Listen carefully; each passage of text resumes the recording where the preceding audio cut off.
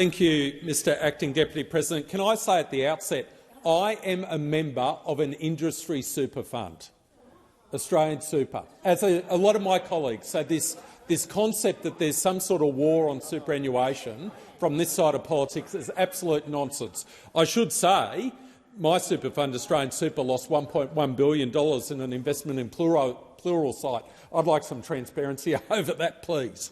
But I'm a member of an industry super fund. I believe in super. I think it's an important part of protecting people's retirement. So all the nonsense we heard was deflection from three fundamental points. First, the fact that this Senate, the representatives of the Australian people in this Senate, sought these documents from the Treasurer. The representatives, representing a majority of the Australian people, on your behalf, sought these documents from the Treasurer. He refused to provide them. He refused to provide them, notwithstanding a majority of this Senate sought those documents. That is wrong. That is wrong as a point of principle. The second point I'd make is that he forced Senator Bragg to go through the Freedom of Information Act process to get these documents. It took 18 months. 18 months to get these documents, which should have been provided when the Senate passed, the majority of the Senate passed an order for these documents to be produced. 18 months. Our Information Commissioner, who assesses these claims with respect to governments of both persuasions refusing to release documents, is overwhelmed because of this culture of secrecy, this culture of refusing to provide transparency, not to us, but through us, to the Australian people.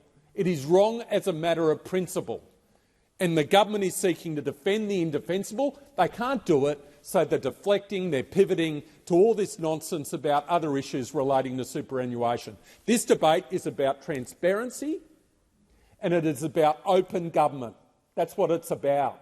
And Senator Bragg quoted from one of the great, in my view, and I'll acknowledge him deeply, one of the great warriors for freedom of information in this place, Senator Rex Patrick, and probably no senator in this place has done more to promote freedom of information than Senator Rex Patrick during his time here and afterwards, and I congratulate him, and I read his article as well.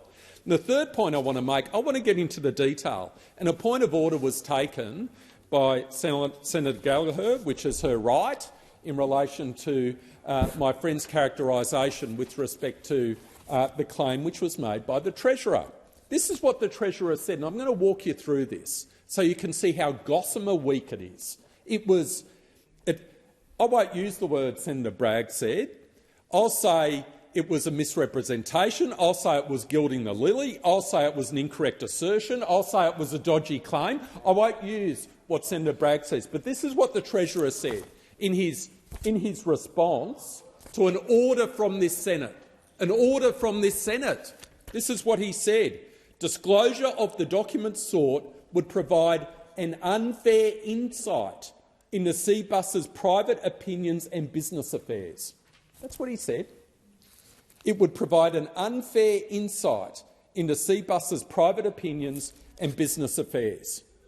And then we actually look at the documents, because I've read all these documents this morning in relation to the documents which were disclosed by order of the Information Commissioner 18 months after they should have been disclosed. And what do the documents say? I'll quote. This is the earth-shattering stuff which the Treasurer wanted to prevent disclosure of. We propose that stamp duty should be excluded from fee and cost reporting entirely. Now, please, people listening to this debate, you make a judgment as to whether or not you think this goes to the heart of private business affairs and commercial in confidence discussion. This is the paragraph.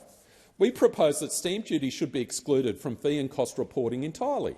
This would A, ensure consistency between unlisted property investments, listed property investments and other asset classes. B, be simple to implement. C, be consistent with other excluded transaction and operational costs, which includes borrowing costs and property operating costs. That's it. That's it. And I'll make these observations in relation to that information. First, it is not particular to Cbus. It is not information which relates particularly to Cbus. It is a point of general application across the superannuation industry and the property industry. So there is nothing particularly private and confidential in that regard. That's the first